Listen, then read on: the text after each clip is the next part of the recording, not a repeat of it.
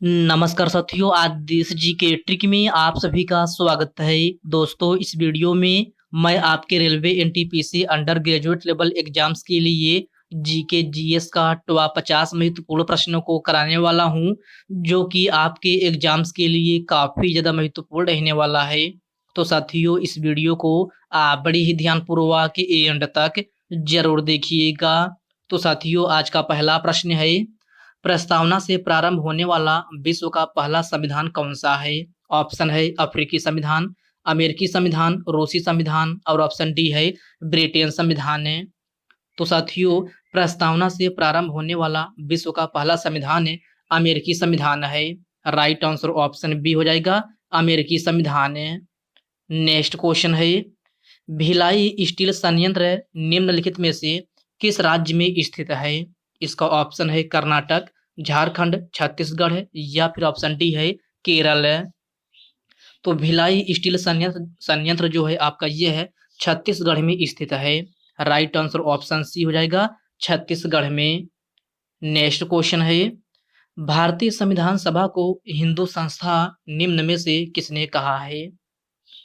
तो भारतीय संविधान सभा को हिंदू संस्था जो है किसने कहा है? तो यह है लॉर्ड बिस्काउट साइमन ने कहा है। राइट आंसर ऑप्शन ए हो जाएगा, लॉर्ड बिस्काउट साइमन ने। ओके फ्रेंड्स, इसको आप अच्छे से जरूर याद रखिएगा। साथियों, वीडियो में आगे बढ़ने से पहले आपसे एक छोटी सी रिक्वेस्ट है, अभी तक आप वीडियो को लाइक नहीं किए हैं तो वीडियो को लाइक कर दीजिए। और साथियों, अगर आप चैनल पर पहली बार नए हैं तो चैनल को सब्सक्राइब करके बेल आइकन को जरूर प्रेस कर लीजिएगा। चलिए साथियों, बढ़ते हैं नेक्स्ट क्वेश्चन की ओर। नेक्स्ट क्वेश्चन आपसे पूछा जा रहा है, भारत में कुल कितने निर्वाचन क्षेत्र हैं? तो भारत में कुल कितने निर्वाचन क्षेत्र हैं? तो भारत में कुल 543 निर्वाचन क्षेत्र हैं। राइट आंसर ऑप्शन बी हो जाएगा, 543 है। नेक्स्ट क्वेश्चन है, आजादी की लड़ाई के समय भारत माता का चित्र बनाने के लिए कौन जाना जाता है? तो इसमें आपसे पूछा जा रहा है कि आजादी की लड़ाई के समय भारत माता का चित्र बनाने के लिए कौन जाना जाता है? तो आपका right answer option number D हो जाएगा, अवनींद्रनाथ टैगोर। प्रश्न नंबर 5 का right answer option number D हो जाएगा। भारत ने वर्ष 2011 के क्रिकेट विश्व कप के पुरुष वर्ग में किस देश को फाइनल में हराया था?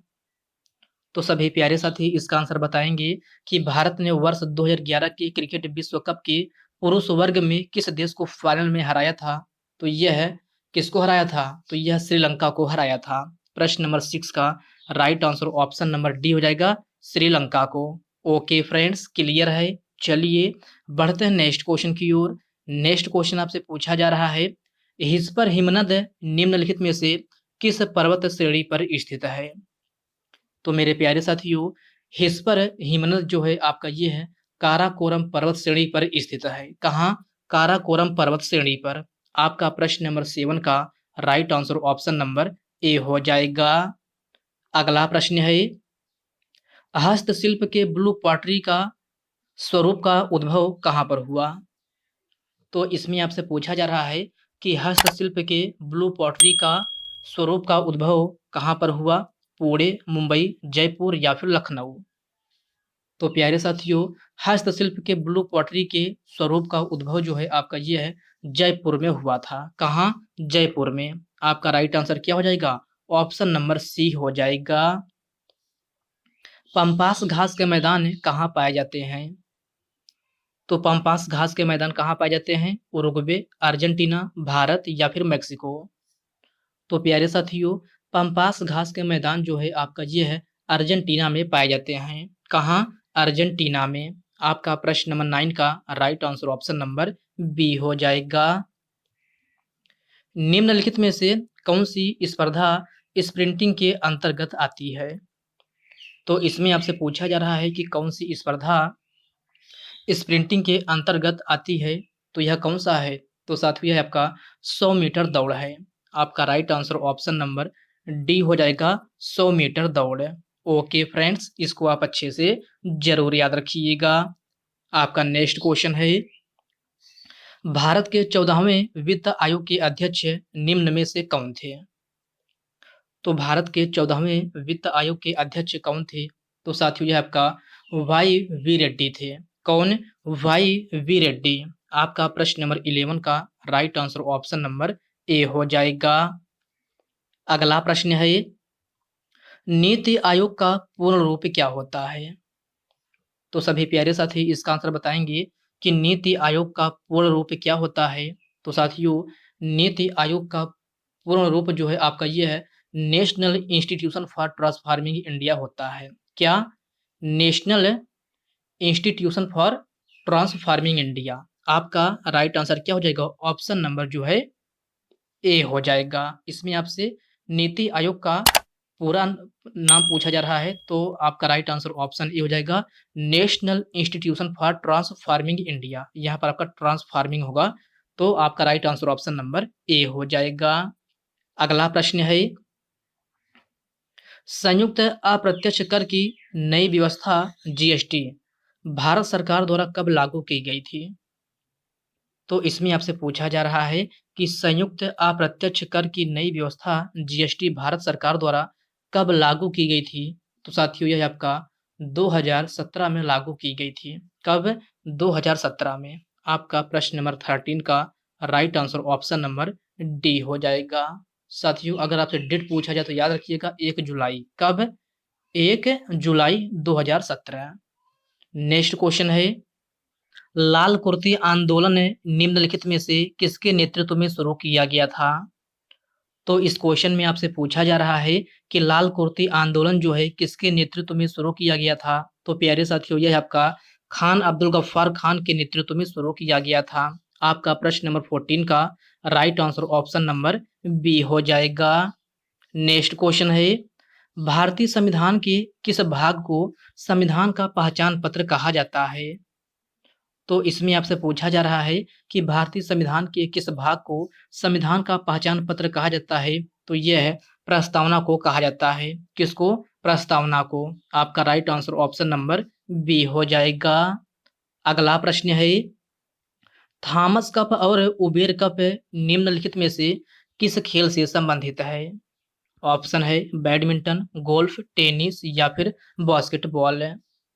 तो थॉमस कप और उबेर कप जो है आपका ये है बैडमिंटन खेल से संबंधित है। किससे? बैडमिंटन से।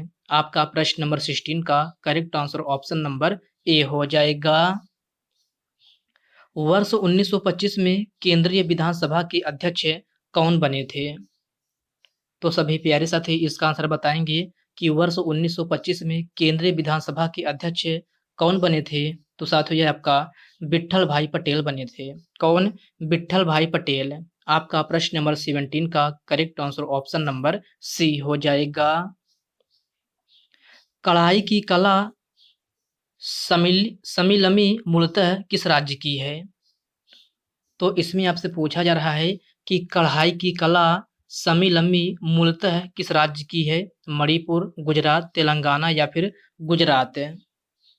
तो आपका राइट आंसर क्या हो जाएगा? आपका right answer option number A हो जाएगा, मणिपुर। प्रश्न नंबर 18 का करेक्ट आंसर ऑप्शन ए बन जाएगा। अगला प्रश्न है, बिहू लोक नृत्य किस राज्य से संबंधित है? तो मेरे प्यारे साथियों, बिहू लोक नृत्य जो है आपका ये है असम राज्य से संबंधित है। किस राज्य से? असम राज्य से। आपका प्रश्न नंबर 19 का right answer option number D हो जाएगा। अगला प्रश्न है, लाई हरोबा लोक नृत्य शैली किस राज्य में प्रचलित है? तो सभी साथी इसका आंसर बताएंगे कि लाई हरोबा लोक नृत्य शैली किस राज्य में प्रचलित है। ऑप्शन है नागालैंड, मिजोरम, मणिपुर या फिर कर्नाटक है। तो आपका right answer option number C हो जाएगा, मणिपुर। प्रश्न नंबर 20 का right answer option number C बन जाएगा। निम्नलिखित में से कौन सा एक प्रस्ताव भारत में मंत्रिपरिषद रख सकती है? तो इसमें आपसे पूछा जा रहा है कि कौन सा एक प्रस्ताव भारत में मंत्रिपरिषद रख सकती है? तो यह आपका विश्वास प्रस्ताव है। कौन सा प्रस्ताव? विश्वास प्रस्ताव। आपका प्रश्न नंबर 21 का right answer option number A हो जाएगा। ओके फ्रेंड्स, नेक्स्ट क्वेश्चन है, राष्ट्रपति पद के नामांकन में प्रस्तावकों और अनुमोदकों की न्यूनतम संख्या कितनी होनी चाहिए? तो इसमें आपसे पूछा जा रहा है कि राष्ट्रपति पद के नामांकन में प्रस्तावकों और अनुमोदकों की न्यूनतम संख्या कितनी होनी चाहिए? तो यह आपका 50-50 होनी चाहिए। कितना? 50-50 है। तो आपका प्रश्न नंबर 22 का right answer option number D हो जाएगा। बाल गंगाधर तिलक की मृत्यु पर किसने कहा कि मेरा सबसे मजबूत बचाव चला गया? तो इसमें आपसे पूछा जा रहा है कि बाल गंगाधर तिलक की मृत्यु पर किसने कहा था कि मेरा सबसे मजबूत बचाव चला गया? तो यह महात्मा गांधी जी ने कहा था। किसने? महात्मा गांधी जी ने। तो आपका प्रश्न नंबर 23 का right answer option number B हो जाएगा। छऊ किस राज्य का प्रसिद्ध लोक नृत्य है? तो साथियों आपको बताना है कि छऊ जो है किस राज्य का प्रसिद्ध लोक नृत्य है? तो छऊ जो है आपका ये है झारखंड का है। कहाँ का? झारखंड का।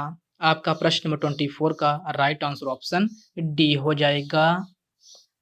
डांडिया कहाँ का प्रसिद्ध नृत्य शैली है? तो डांडिया कहाँ का प्रसिद्ध लोक नृत्य शैली है? गुजरात, केरल, महाराष्ट्र या फिर छत्तीसगढ़ है।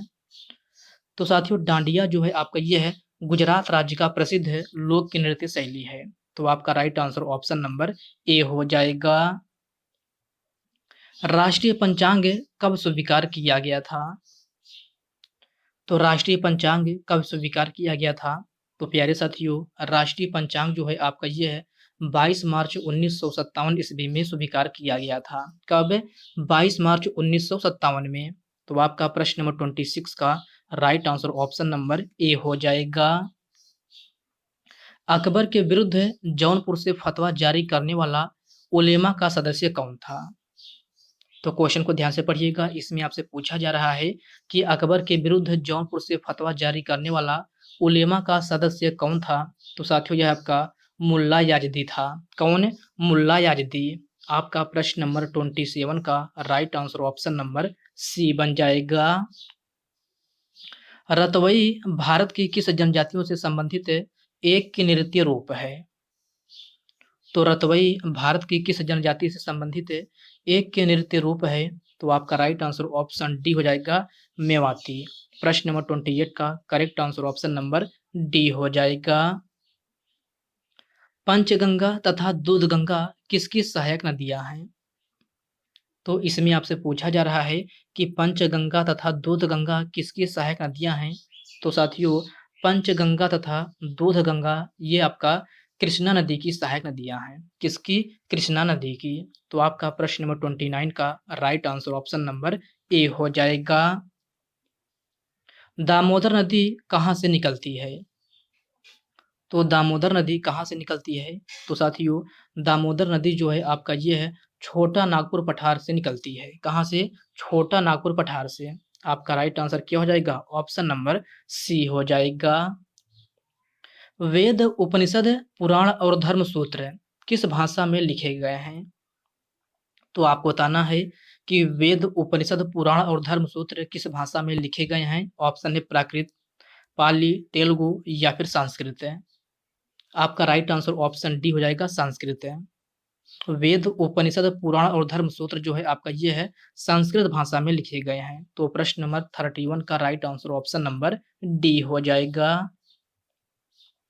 किस मुगल बादशाह का मकबरा रावी नदी के तट पर निर्मित है? तो इसमें आपसे पूछा जा रहा है कि किस मुगल बादशाह का मकबरा रावी नदी के तट पर निर्मित है? जहांगीर, बाबर, अकबर या फिर अशोक है। तो आपका राइट आंसर क्या हो जाएगा? ऑप्शन नंबर ए हो जाएगा जहांगीर। प्रश्न नंबर 32 का राइट आंसर ऑप्शन नंबर ए बन जाएगा। निम्नलिखित में से कौन सा बंदरगाह गुजरात में नहीं स्थित है? तो इसमें आपसे पूछा जा रहा है कि कौन सा बंदरगाह है जो आपका गुजरात में नहीं स्थित है। तो साथियों यह आपका दीघी बंदरगाह है। कौन सा? दीघी बंदरगाह। आपका राइट आंसर क्या हो जाएगा? ऑप्शन नंबर डी हो जाएगा। साथियों दीघी बंदरगाह कहाँ स्थित है? तो यह आपका महाराष्ट्र में स्थित है। कहाँ? महाराष्ट्र में। तो इसको आप अच्छे से जरूर याद रखिएगा। अगला प्रश्न है निम्न में से कौन सी भूमि बंधित नदी है? तो कौन सी भूमि बंधित नदी है? नर्मदा, लूनी, तुंगभद्रा या फिर बेतवा? तो आपका राइट आंसर ऑप्शन बी हो जाएगा, लूनी नदी। प्रश्न नंबर 34 का right answer option number B हो जाएगा। मानस किस नदी की उपनदी है? तो मानस किस नदी की उपनदी है? यमुना, ब्रह्मपुत्र, सतलज या फिर कावेरी? तो प्यारे साथियों, मानस जो है आपका यह ब्रह्मपुत्र नदी की उपनदी है। तो आपका प्रश्न नंबर 35 का right answer option number B हो जाएगा, ब्रह्मपुत्र नदी। ओके फ्रेंड्स, नेक्स्ट क्वेश्चन है, तालीकोटा युद्ध के समय विजयनगर साम्राज्य में कौन सा राजवंश का राज था? तो इसमें आपसे पूछा जा रहा है कि तालीकोटा युद्ध के समय विजयनगर साम्राज्य में कौन सा राजवंश का राज था? तो आपका राइट आंसर क्या हो जाएगा? आपका right answer option number C हो जाएगा, तो लो वंश है। प्रश्न नंबर 36 का राइट आंसर ऑप्शन सी हो जाएगा। साथियों, तालीकोटा का युद्ध कब हुआ था? तो तालीकोटा का युद्ध जो है आपका 1565 ईस्वी में हुआ था। कब? 1565 ईस्वी में। तो इस पॉइंट को भी आप अच्छे से जरूर याद रखिएगा। अगला प्रश्न है, सामाजिक सुरक्षा निम्नलिखित में से किस सूची में शामिल है? समवर्ती सूची, संघ सूची, राज्य सूची या फिर इनमें से कोई नहीं? तो सामाजिक सुरक्षा जो है आपका यह समवर्ती सूची में शामिल है। किसमें? समवर्ती सूची में। तो आपका प्रश्न नंबर 37 का राइट आंसर ऑप्शन ए हो जाएगा। गंगा नदी उत्तर प्रदेश के किस जनपद से प्रवेश करती है? तो इसमें आपसे पूछा जा रहा है कि गंगा नदी उत्तर प्रदेश के किस जनपद से प्रवेश करती है? तो यह आपका बिजनौर जनपद से प्रवेश करती है। कहाँ से? बिजनौर जनपद से। तो आपका राइट आंसर क्या हो जाएगा? ऑप्शन नंबर बी हो जाएगा। नाट्य शास्त्र के रचयिता कौन थे? तो आपको बताना है कि नाट्य शास्त्र के रचयिता कौन थे? भरत मुनि, शूद्रक, कल्हड़ या फिर व्यास मुनि?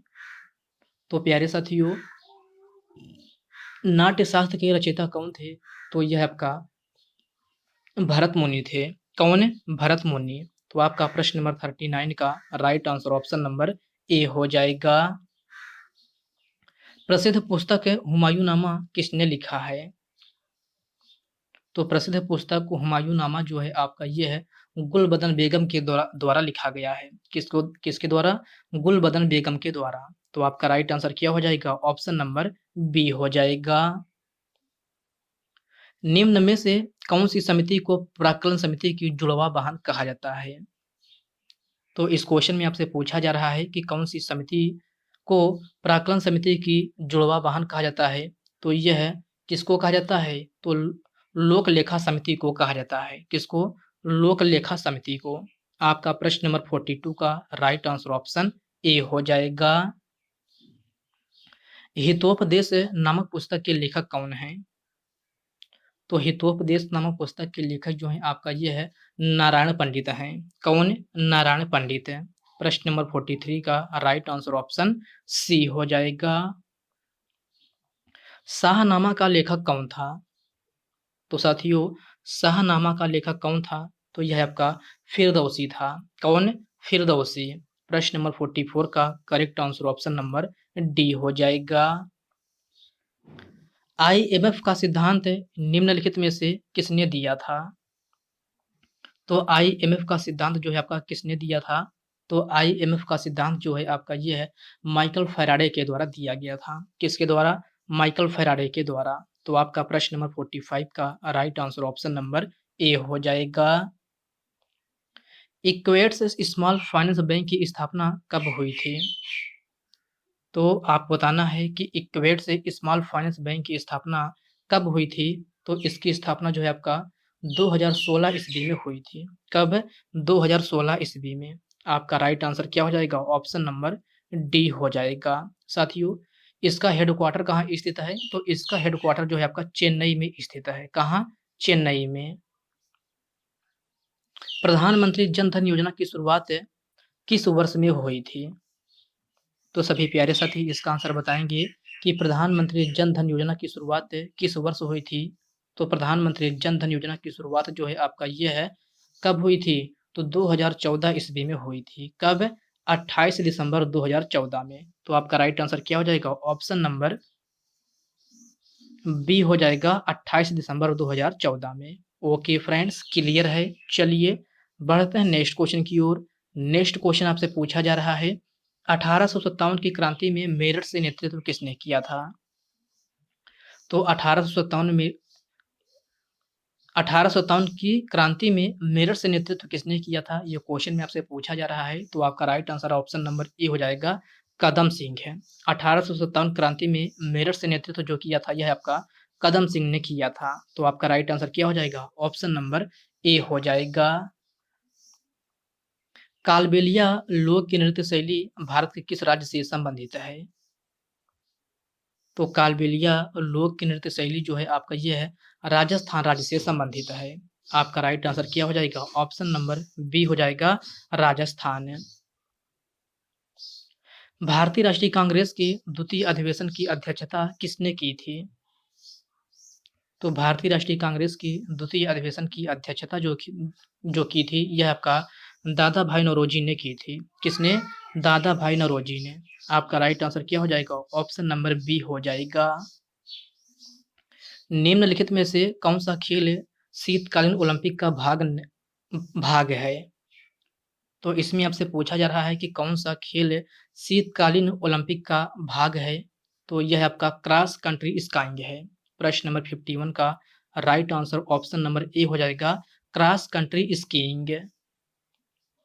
निम्नलिखित में से आधुनिक भारत का जनक किसे कहा जाता है? तो आपको बताना है कि आधुनिक भारत का जनक किसे कहा जाता है।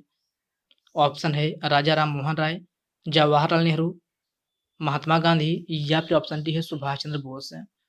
तो आधुनिक भारत का जनक किसे कहा जाता है, ये क्वेश्चन आपके लिए होमवर्क में है। सभी साथी इसका आंसर कमेंट बॉक्स में कमेंट करके जरूर बताएंगे।